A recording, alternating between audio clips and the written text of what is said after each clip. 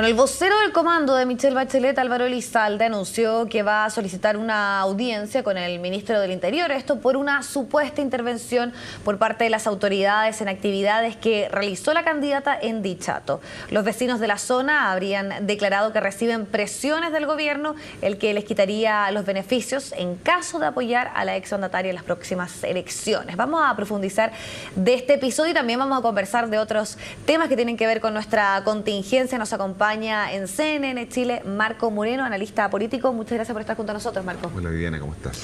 Muy bien. Analicemos un poco este hecho puntual o esta serie de sucesos que han marcado un poco, podríamos decir, el tono que ha adquirido la campaña presidencial y particularmente este enfrentamiento entre el comando de Michelle Bachelet y el gobierno. ¿Qué podemos leer de esta situación en particular? ¿Hay acá un intervencionismo o no del gobierno o hay una sobrereacción del comando de Michelle Bachelet? Bueno, yo creo que en el fondo lo que hay una crispación que estamos observando de la situación política de las últimas semanas, que se ha comenzado a expresar ya de una manera mucho más evidente con estas diferencias y con estas acusaciones entre el comando de la candidata Bachelet y el gobierno.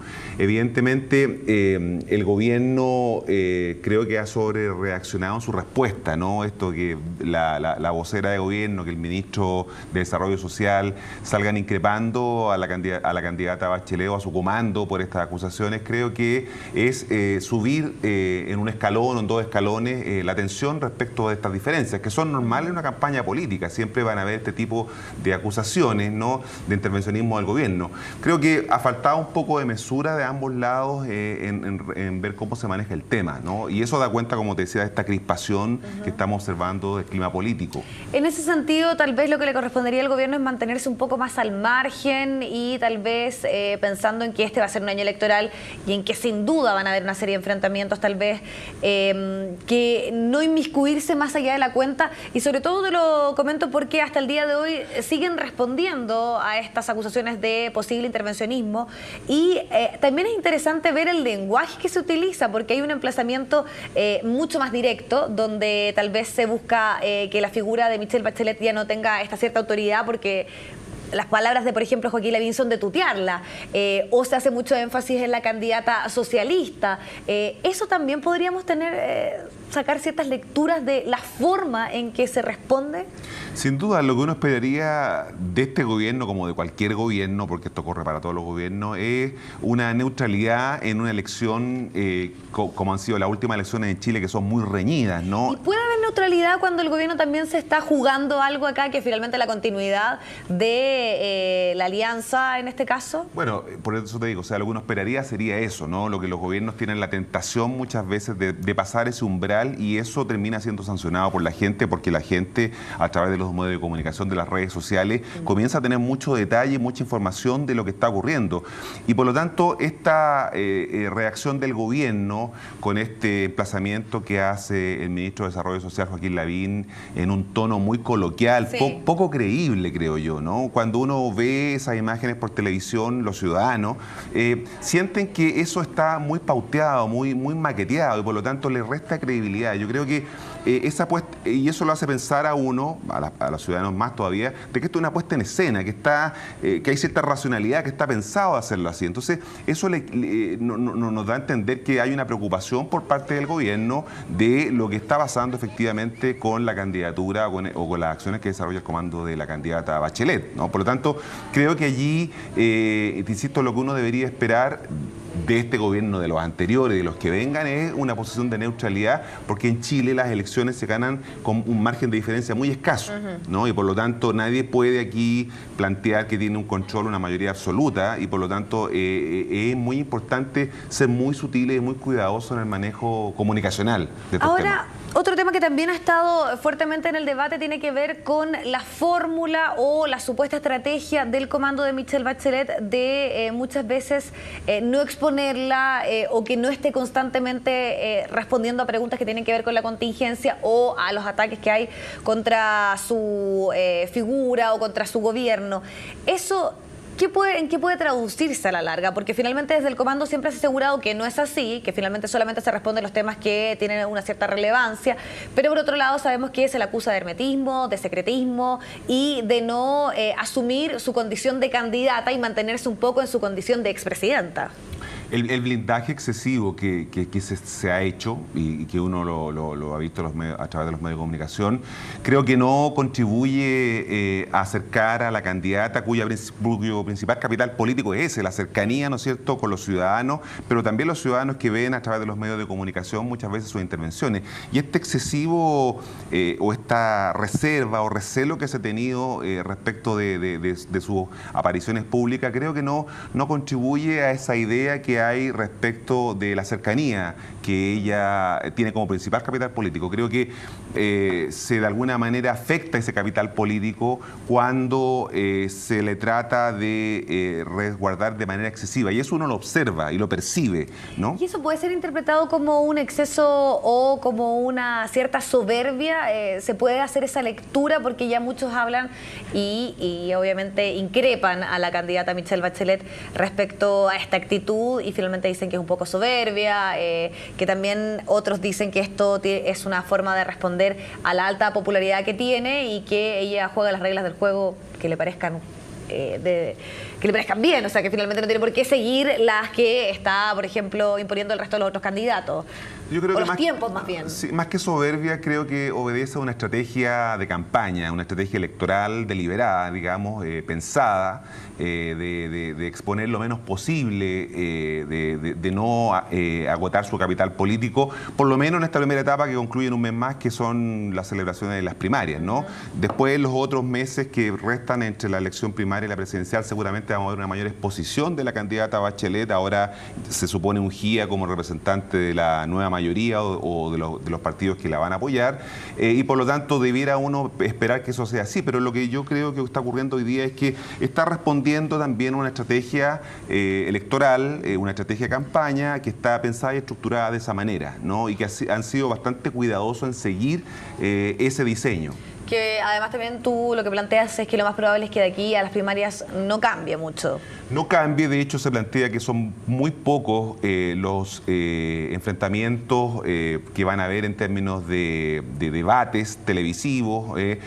Se ha hablado de un debate y por lo tanto eso hace pensar que el diseño del comando de la candidata Bachelet va en la dirección de ajustarse a ese libreto, ¿no? De poca exposición, porque se entiende... ¿Es la dirección correcta eso o finalmente puede tener costos altos? Creo que en esta primera etapa, en donde ella tiene una performance electoral dentro de las primarias respecto a la cual no hay duda, ella lo más probable es que resulte electa candidata digamos, del PPD-PS, finalmente se imponga a los otros candidatos y por lo tanto lo que se piensa es que no hay que invertir tanto capital político en esta etapa, ¿no? Y por lo tanto no desgastar a la candidata en esta etapa y guardar, digamos, ese acumulado para un proceso que va a ser mucho más intenso que a partir de julio. Por lo tanto, yo creo que se ajusta a ese diseño. Marco, hablemos un poco de las primarias de este proceso que obviamente tiene interesados a los distintos sectores políticos de nuestro país. ¿Hay clima y ambiente? ¿Crees tú que va a haber una participación? Porque para muchos hay ciertos temores de que esto se pueda transformar en un cierto fracaso, pensando en que tal vez no va a ir la cantidad de gente que se espera participar de las primarias el 30 de junio.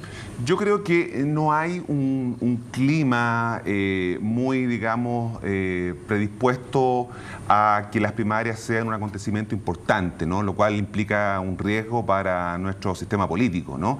Y digo esto porque efectivamente muchos creen que esta es una carrera jugada, por lo menos en un sector, en el sector de la oposición.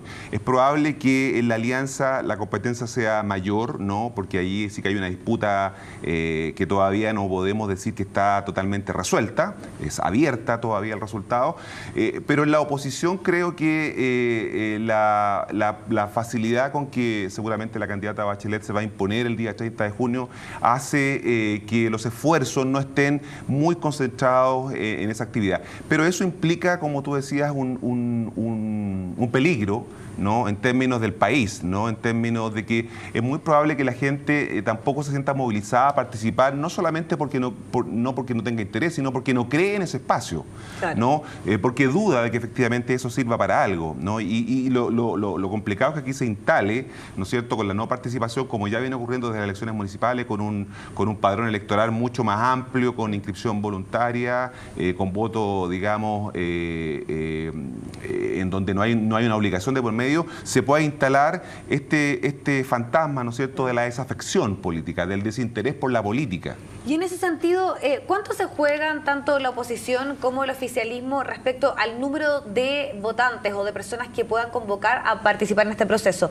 Porque uno de los temores es que, por ejemplo, haya una gran participación en el caso, como ejemplo podría ser de la concertación versus lo que suceda en la alianza, y que esto finalmente pueda ser una carrera que nos entregue resultados aún con menos sorpresa, pensando lo que pueda suceder en el 20 de noviembre, porque sabemos que en la alianza están preocupados de eso, de que finalmente si es que se escapan mucho las cifras o hay mucha convocatoria en el sector de la oposición, esto pueda ser aún más complejo para el candidato que resulte electo en el caso del oficialismo. Para el oficialismo, como tú dices, hay un gran desafío. Primero, efectivamente, convocar una gran cantidad de personas para que pueda participar de este proceso, pero por sobre todo para que no se instale la idea de que estas primarias son la vuelta a cero. Es decir, que la diferencia en votos que pudiese tener la concertación, esta nueva mayoría, sea tan superior a la que pueda mostrar la alianza con quienes participen en esa elección, que se instale la idea de que esta es una carrera terminada, claro, y de que la posibilidad del candidato a la alianza, sea cual fuere, Alamán o Longueira, son bastante estrechas o bastante menores respecto a la candidatura de Michelle Bachelet, ¿no? Entonces, esta idea de la vuelta a cero, ¿no?, es un desafío muy complejo para el oficialismo y muy complejo particularmente para los dos partidos de la alianza, ¿no?, porque podría instalar esta idea de que la carrera está terminada. Marco, hemos visto una ciudadanía que está muy interesada, que está muy movilizada, que se manifiesta, pero que al parecer no responde o encuentra que estas opciones que se le dan de participar ya teniendo una mayor voz, por ejemplo, como lo que va a suceder con las primarias o lo que podría suceder con las elecciones presidenciales, al parecer hay poca credibilidad en el sistema. ¿Puede ser que esta primaria corra el riesgo también de ser finalmente una, podríamos decir, fórmula donde tal vez lo único que se ponga en juego es la capacidad que tienen los partidos de movilizar sus propios militantes, que finalmente termine siendo eso lo que lleve a uno u otro candidato a ganar en los distintos sectores más que la participación de los ciudadanos? Creo que hay un alto riesgo en eso.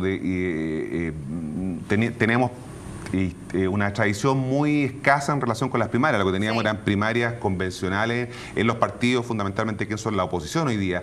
Por lo tanto, el riesgo de que en estas primarias solo participen militantes de partido, ¿no?, es bastante alto, digamos, y de que la ciudadanía efectivamente no se vaya a expresar el día 30 de junio.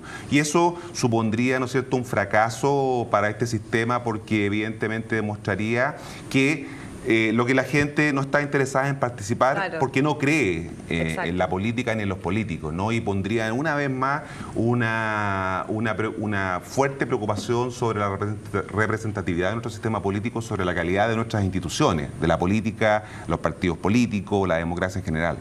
Perfecto. Bueno, Marco, te queremos agradecer muchísimo haber estado junto a nosotros. Queda poco, ya estamos en la cuenta regresiva, así que vamos a estar muy atentos a lo que suceda con las primarias y sobre todo en un año electoral que sin duda también hace un poco más entretenido estos debates políticos. Muchas gracias por estar junto a nosotros. Gracias, Viviana. Vamos al alto, una pequeña pausa y ya volvemos con más noticias.